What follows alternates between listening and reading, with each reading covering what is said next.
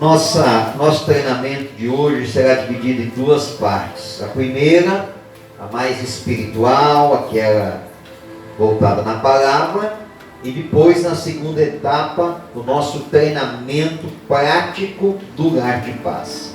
Então, você que trouxe a palavra de Deus, abra lá em Lucas capítulo 10.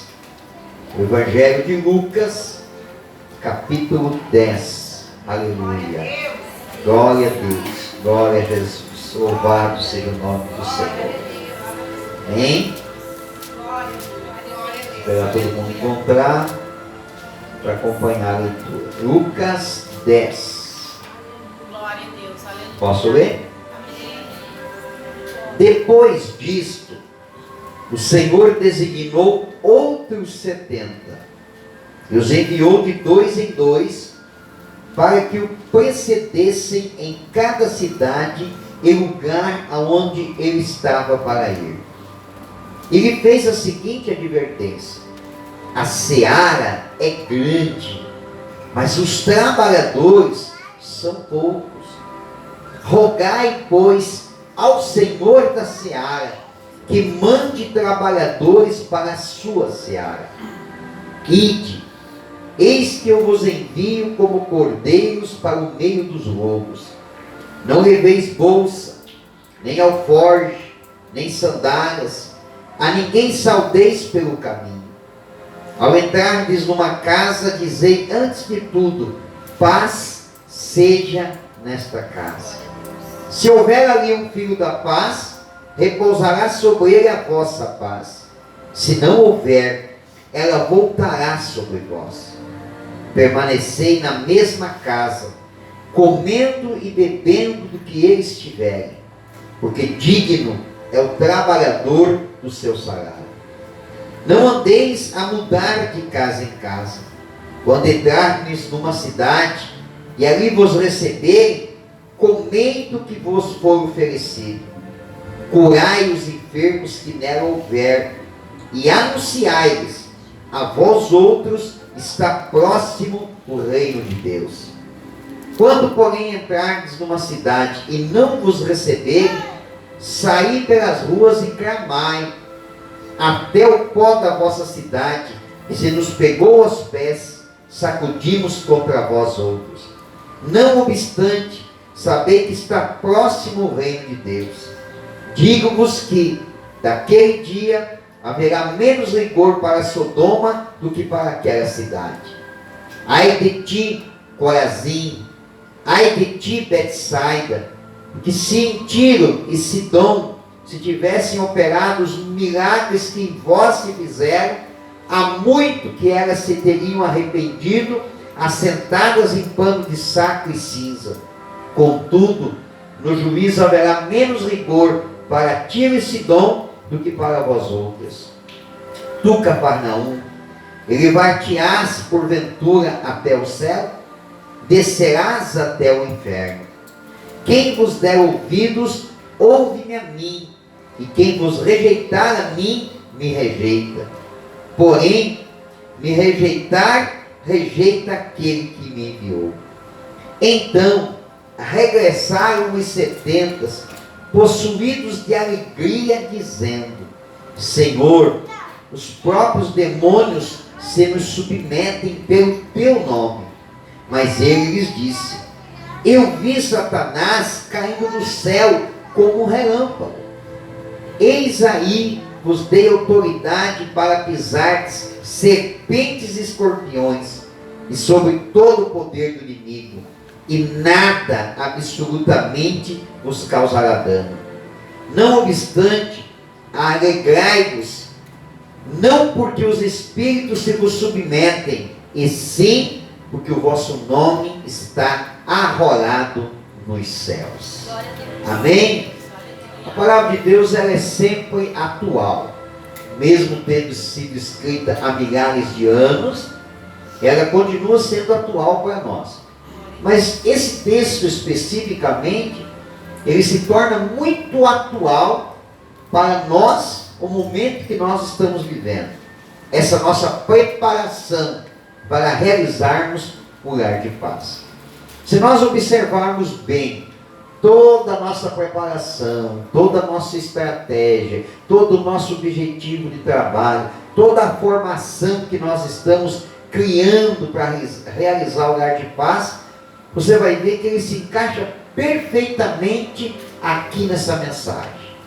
Em primeiro lugar, a Bíblia diz que Jesus ele enviou novamente, quer dizer que ele já havia enviado. Não era a primeira vez que Jesus preparava pessoas e enviava essas pessoas. Já havia acontecido anteriormente. Então é uma repetição. Quer dizer, Jesus preparou alguns e enviou, preparou outros novamente e enviou. Mas quando enviou esses 70, ele disse para eles assim, a seara é muito grande, mas os trabalhadores são poucos. Então, vocês que estão sendo enviados, orem, peça ao dono da seara que levante mais trabalhadores. Não é uma nossa realidade hoje? É a nossa realidade. Os trabalhadores são poucos. Aqueles que realmente têm um coração na obra de Deus e dizem assim, eu faço parte da obra de Deus, eu quero anunciar o Evangelho, eu quero ser esse instrumento na mão de Deus, eu quero me dedicar na obra de Deus. A seara é pouca. E aqueles trabalhadores que se dispõem, Jesus disse, vocês precisam orar para que Deus envie mais trabalhadores. É isso que nós temos feito. Nós temos orado para que Deus levante mais trabalhadores. Um outro ponto aqui que se assemelha muito ao que nós temos falado sobre o lar de paz, que Jesus disse, enviou esse 70 e disse, vocês vão na frente preparar o ambiente para a minha chegada. E é exatamente isso. Quando nós vamos na casa de alguém, nós estamos antecipando a chegada de Jesus. O nosso objetivo é preparar o coração dessas pessoas para que Jesus possa habitar o coração delas. Assim como um dia Jesus habitou o nosso coração e mudou a nossa vida, nós temos plena convicção que se prepararmos o coração dessas pessoas e elas permitirem que Jesus entre na vida delas, a vida delas também vai mudar. Um outro detalhe que chama a atenção, que Jesus disse assim, quando chegarem numa cidade, vocês precisam declarar sobre essa cidade, paz seja convosco. Essa é a mensagem que nós vamos levar. É por isso que o trabalho se chama lar de paz, porque é para levar a paz para dentro da casa dessas pessoas. Mas Jesus também disse que nós estávamos indo para um campo perigoso. Jesus também disse que nós seríamos como ovelhas no meio dos lobos. Jesus disse que nós estaríamos enfrentando algumas adversidades. Só que lá no final do texto, quando a Bíblia diz que eles voltaram e disseram assim, Senhor, até os demônios no teu nome se submetem a nós. Jesus disse para eles assim, mas é lógico, eu dei autoridade para vocês, para que nenhum dano venha sobre vós. Então, se nós entrarmos na casa de alguém, esta casa estiver muito carregada, essa casa tiver muitos problemas, essa casa estiver dentro de uma maldição, nós não seremos atingidos. Não tema isso, que não vai acontecer. Jesus está te delegando, Jesus está te capacitando, Jesus está te protegendo. Jamais Ele vai permitir que nós sejamos afetados por problemas espirituais quando estamos numa missão de levar a paz para o coração das pessoas. É lógico que vamos, de alguma forma, o inimigo vai tentar atrapalhar, mas preste bem atenção nessa frase, ele vai tentar atrapalhar, mas ele não vai atrapalhar, aleluia. Ele não vai atrapalhar, ele vai tentar atrapalhar, mas ele não vai. É lógico que o inimigo vai ameaçar, mas ele não vai te atingir, ele vai ameaçar. Ameaça, irmãos, pode causar medo em algumas pessoas, mas a ameaça não fere. A ameaça, ela não fere ninguém. Então você não precisa temer quando o inimigo te ameaçar, quando o inimigo tentar fazer algo contra você. Não temas, não temas. Lembra que você tem um Deus protetor, um Deus maior. Quando alguém às vezes me procura e diz assim, pastor, eu tive um sonho, nesse sonho acontecia isso, acontecia aquilo, uma retaliação, ou mostrando que alguém está fazendo um trabalho. Eu sempre digo assim, se Deus está te mostrando, É para que você saiba que alguma coisa no mundo espiritual está acontecendo. É para você se firmar, para que essa ameaça não deixe você amedrontado, com medo, desanimado e faça você recuar. É apenas para mostrar para você assim, ó, existe um movimento espiritual contra você, mas confie em mim, porque eu estou contigo. Amém? Confie em Deus. Então não temas quando isso acontecer. Quando você entrar numa casa, Jesus disse assim, cura os enfermos. Ele não disse, olhem para que o enfermo seja curado. Ele disse, vai lá e cura os enfermos. Então quando você entrar numa casa, tiver alguém doente, alguém com problema, alguém com depressão, use a autoridade que Jesus te dá e abençoe aquelas pessoas. Declare a vitória na vida dela em nome de Jesus. Amém? Uma coisa que eu observo nesse texto é que aqueles discípulos, eles foram enviados de 2 em 2, né? Nós também temos esse cuidado de organizar e enviar as pessoas sempre de uma forma prudente, nunca de uma forma imprudente. Se é um casal, tem que ser um casal de pessoas, então, marido e mulher. Se é 2 irmãos, tudo bem, é 2 irmãos. Se é uma casa que tem só mulheres, não é bom que vá 2 irmãos, é bom que vá uma irmã também. Então a gente tem esse cuidado, mas nunca enviar uma pessoa sozinha. Por quê? Porque a Bíblia diz assim, que onde houver 2 ou 3, Jesus estará presente, amém? Não diz que é para andar sozinho, diz que é para andar sempre em 2 ou 3. É por isso que eu tenho uma ótica de ministério. Eu tenho uma ótica de ministério. A minha ótica de ministério é que é melhor fazer a obra de Deus o casal. É melhor. O casal trabalha junto.